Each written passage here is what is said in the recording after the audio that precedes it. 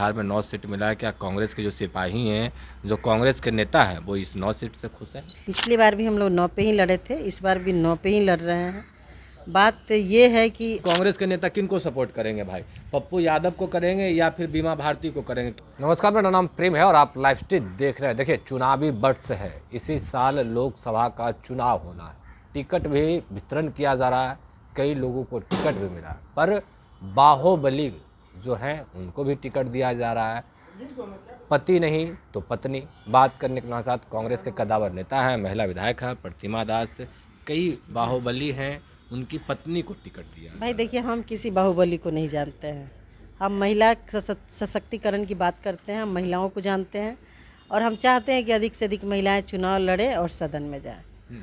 ये चुनाव जो है देश की दशा और दिशा तय करने वाली चुनाव है और देश का जो माहौल है उसको दुरुस्त करने का चुनाव। देश को दुरुस्त करने की बात कर रहे हैं, पर बीजेपी की ओर से माहौल को देश हमारा दुरुस्त है, माहौल गड़बड़ है। पर बीजेपी के कई लोग हैं जो महिला को टिकट नहीं दिए हैं, इस पर क्या कहें? तो वही तो कह रहे हैं कि महिला का वोट पसंद है, महिला का नेतृत्व पसंद नहीं है। सदन में आप 33% लागू करते हैं जो कि कांग्रेस का लाया हुआ विधेयक था, और जब टिकट देने की बात आती तो 17 सीट में आपको एक भी योग्य महिला नहीं दिखी जिसको आप प्रत्याशी बना सकें। तो इसका हिसाब इस चुनाव में महिला जरूर लेगी।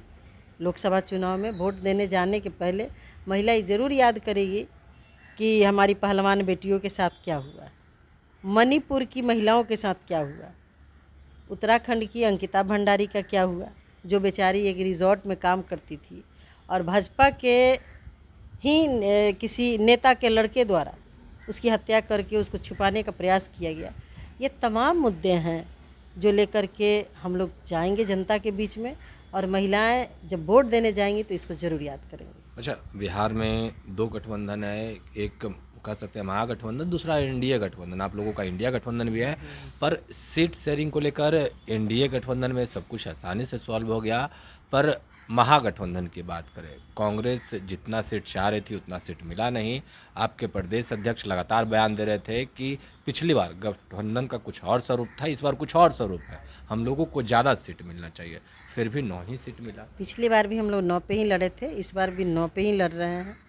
बात ये है कि अभी देश का जो माहौल है, हमने पहले भी कहा और फिर भी कहा, अभी भी कह रहे हैं, जिस तरीके से नौजवान बेरोजगार हैं, महंगाई है, भ्रष्टाचार देश के अंदर है, न्यायपालिका पहली बार न्यायपालिका के जज बाहर आकर के अपनी वेदना सुनाए थे। तो ये सब तमाम मुद्दे, इस चीज़ को भूला नहीं जा सकता है।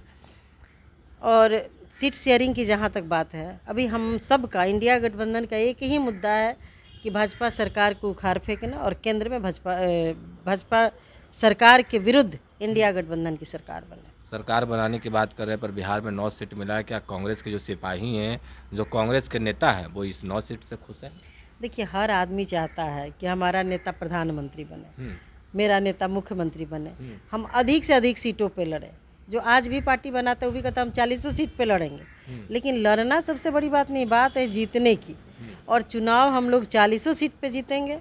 हमारा जो गठबंधन विधानसभा में था वही गठबंधन लोकसभा में भी है बिहार में, और हम सब महागठबंधन इंडिया गठबंधन के लोग इंटैक्ट हैं और हमारी जीत सुनिश्चित है।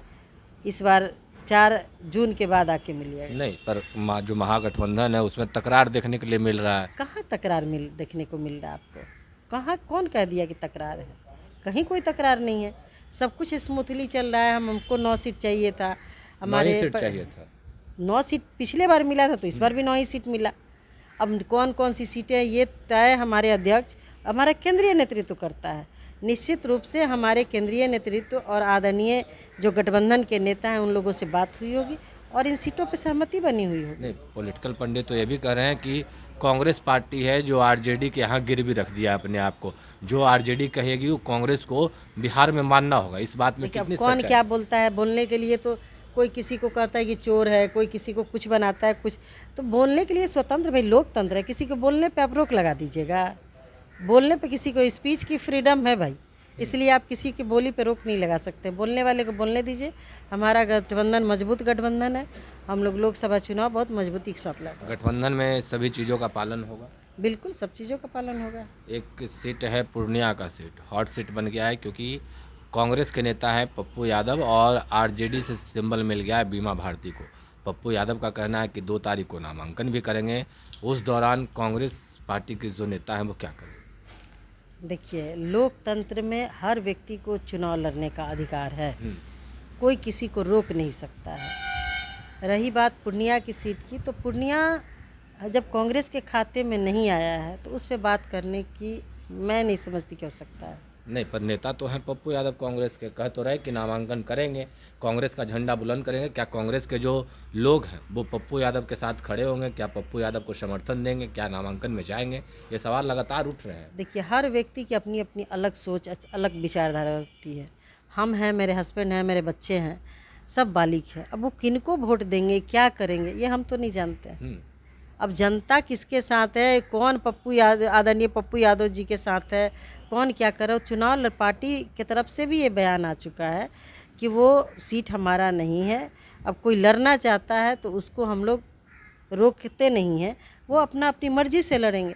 ना हम लोग के कहने से वो लड़ रहे हैं, ना हम लोग के कहने से वो बैठ जाएंगे। यानी महागठबंधन की ओर से अगर कैंपेनिंग किया जाता है, प्रचार प्रसार होगा, तो लोग कांग्रेस के नेता जो बीमा भारती के साथ खड़ा दिखेंगे। देखिए, हम लोग स्टार कैंपेनर थोड़ी हैं। हम लोग का काम है मीडिया देखना। अभी इसके बारे में जानकारी हमारे प्रदेश अध्यक्ष, केंद्रीय नेतृत्व और प्रदेश के वरिष्ठ नेता देंगे। हमसे प्रवक्ता वाला बात पूछिएगा तो वही बताएंगे। नहीं, बात तो वही है ना कि कांग्रेस के नेता किन को सपोर्ट करेंगे भाई? पप्पू यादव को करेंगे या फिर बीमा भारती को करेंगे? क्योंकि दोनों ही गठबंधन के हिस्सा है। यदि आपके पार्टी के नेता हम बता रहे हैं आपको, पार्टी के यदि आप सच्चा सिपाही हैं, 2014 में मुझे भी हाजीपुर से लोकसभा का टिकट मिला था।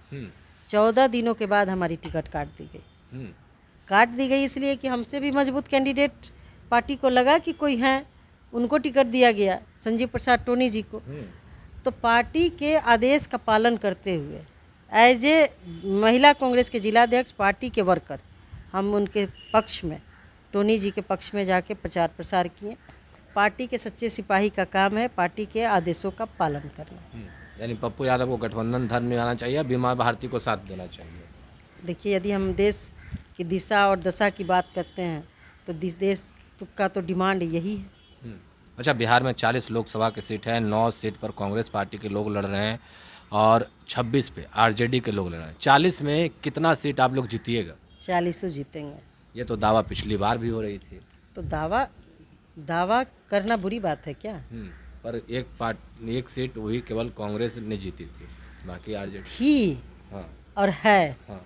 अभी और कल के में बहुत ज़मीन आसमान का फ़र्क है।